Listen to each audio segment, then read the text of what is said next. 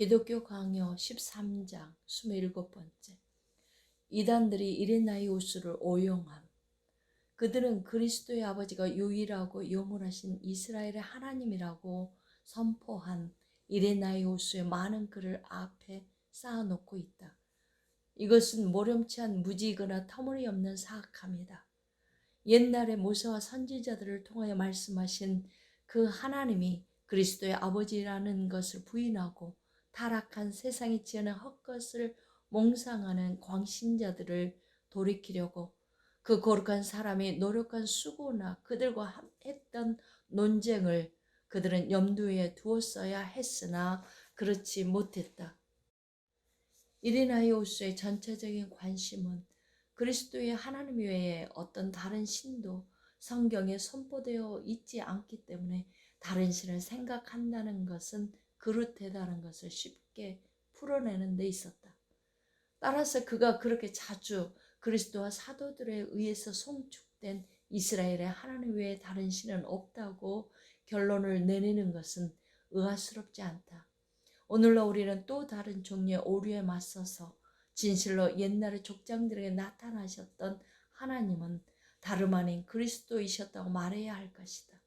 만약 누군가 그는 사실상 아버지셨다고 반박한다면 우리의 대답은 즉시 다음과 같이 주어질 것이다.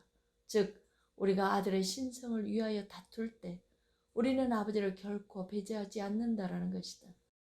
만약 독자들이 이레나이오스의 이 충고에 주의를 기울인다면 모든 논쟁은 그칠 것이다.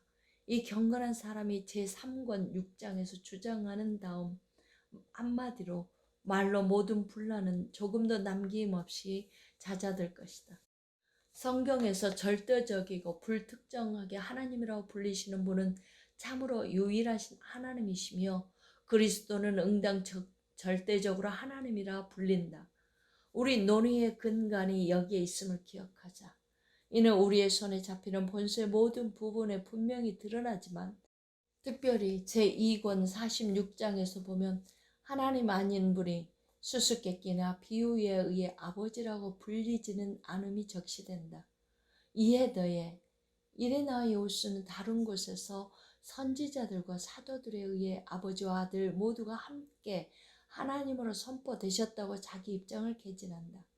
그리고 이후에 만물의 주, 왕, 하나님, 심판자이신 그리스도가 만물의 하나님으로부터 어떻게 권세를 받으셨는지를 그가 십자가에서 죽기까지 낮아지셨다는 종속이라는 측면에서 정의한다.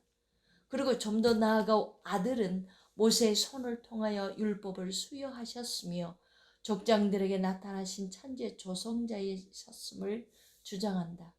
그런데 만약 어떤 사람이 이레나이오스에게 있어서는 아버지만이 이스라엘의 하나님이셨다는 말을 늘어놓는다면 그리스도는 한 분이시며 동일하시고 또한 하나님이 남방으로부터 오실 것이라고 한 하박국의 예언의 그를 언급하는 것이라는 이레나이오스의 공공연한 가르침을 나는 그들에게 들려주고자 한다.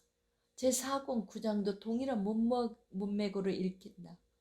그리고 같은 권 12장에서는 아브라함이 하나님을 믿었던 것이 천지를 지으신 분이며 유일하신 하나님이 그리스도이시기 때문이라고 해석된다.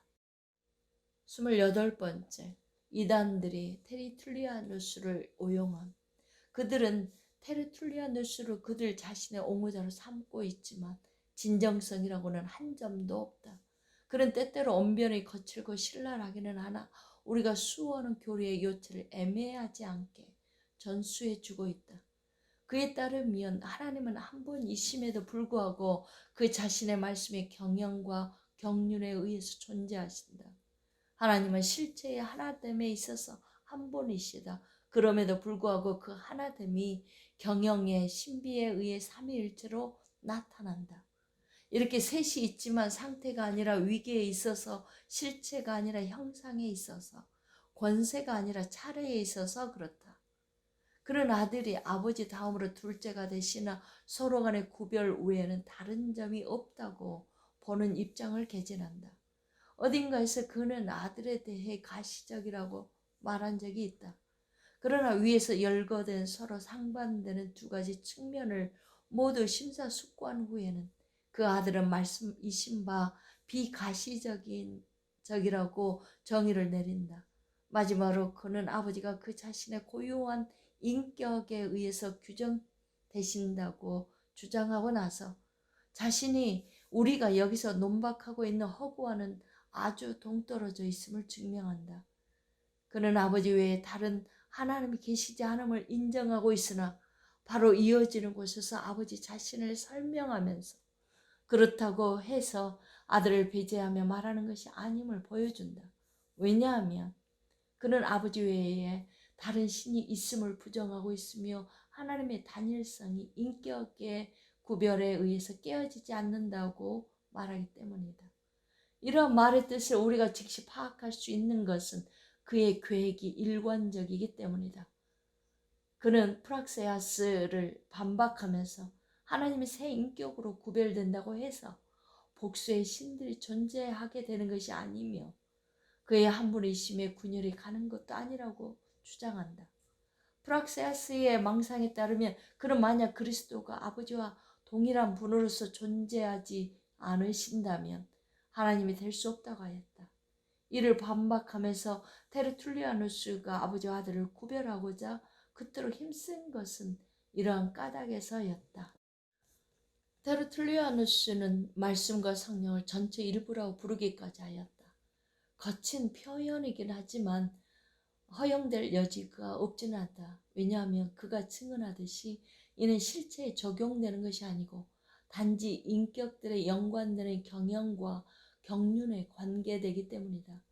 같은 맥락에서 그는 다음과 같이 묻는다. 지극히 사악한 프락세아스요, 당신의 칭해지는 이름만큼의 수 이외에 얼마나 많은 인격이 있다고 보는가. 그리고 조금 뒤에 다음과 같이 말한다.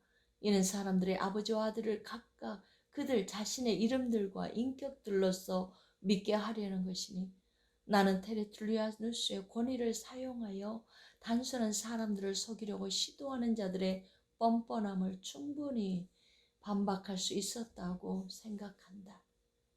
29번째, 옛 저술가들의 정통적인 입장.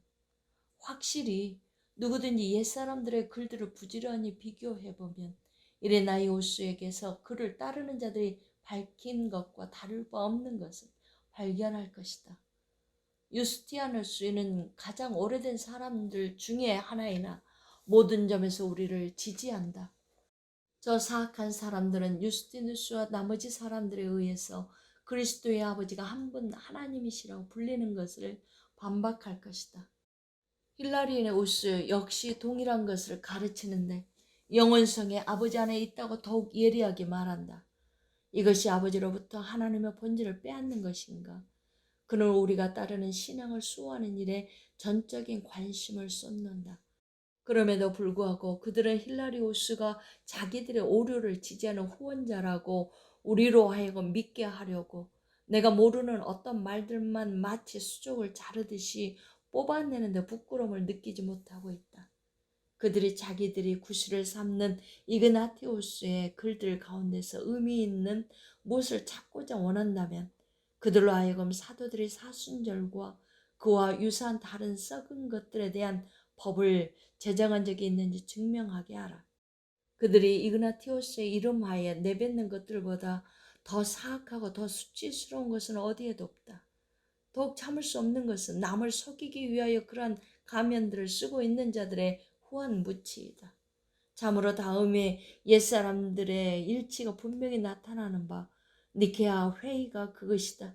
아리오스는 입증된 저술가의 권위로부터 자기의 가식을 끌어내려 하였으나 감히 그 누구로부터도 그렇게 하지는 못했다. 헬라인들과 라틴인들 중 그 누구도 자기들이 이전 사람들과 의견이 일치하지 않는 것에 대해 변명하지 않았다. 이런 악한들의 저기가 가장 심하게 쏟아졌던 아우구스티누스가 얼마나 주의 깊게 모든 사람의 글들을 탐구했으며 얼마나 큰 경위로서 그들을 포용했는지에 대해서는 여러 말 할 필요가 없다. 분명 아주 미묘한 어떤 것들에 있어서는 왜 그가 그것들을 버릴 수밖에 없었는지를 그는 상세하게 보여주었다. 심지어 어떤 논쟁에 있어서조차도 그는 다른 사람들의 글에서 불확실하거나 애매한 것을 읽게 되면 그것을 없는 것 같이 숨기지 않는다. 그럼에도 불구하고 그는 이 사람들이 공격하는 교리가 저 옛날부터 논쟁 없이 받아들여져 왔음을 당연시한다. 이에 관하여 이전에 다른 사람들이 가르친 것으로서 그에게 알려지지 않은 것은 없다. 이는 다음 한마디로 분명해진다. 그가 기독교 교리론 제1권에서 말하듯이 아버지 안에 하나됨이 있다. 그들은 그때 아우구스티누스가 자기 자신을 잊어버렸다고 젠체할 것인가? 다른 곳에서 그는 아버지가 누구로부터도 비롯되지 않으므로 전체 신격의 시작이라고 부른다. 그리고 아주 현명하게도 만약 그 시작이 아버지로부터 된 것이 아니라면 이러한 하나님의 순일한 한 분이심은 생각될 수 없으므로 하나님의 이름을 특별히 아버지께 돌린다. 오직 한 가지, 나는 이제 경건한 독자가 우리의 이러한 논의로 인식을 새롭게 해서 사탄의 교리에 대한 순수한 믿음을 더럽히거나 어둡게 하려고 시도하는 모든 비방을 물리치게 되기를 소망한다.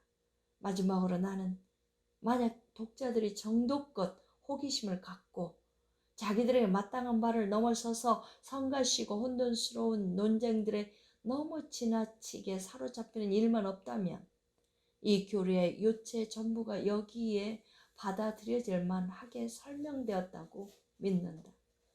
왜냐하면 나는 과도하게 사색을 즐기는 자들은 결코 만족을 얻을 수 없다고 여기기 때문이다. 분명 나는 그렇게 명민하지 못해 나에 대한 비방거리가 되리라고 여겨질 만한 곳도 생략하지 않았다.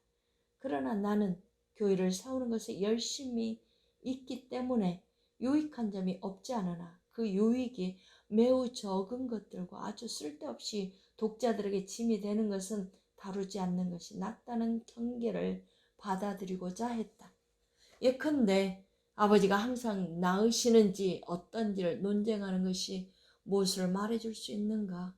이를 기화로 계속적인 나음의 행위를 상상하는 것은 어리석다. 이로부터 분명한 것은 영원부터 하나님 안에는 새 인격이 존재하셨다라는 사실이다. 아멘.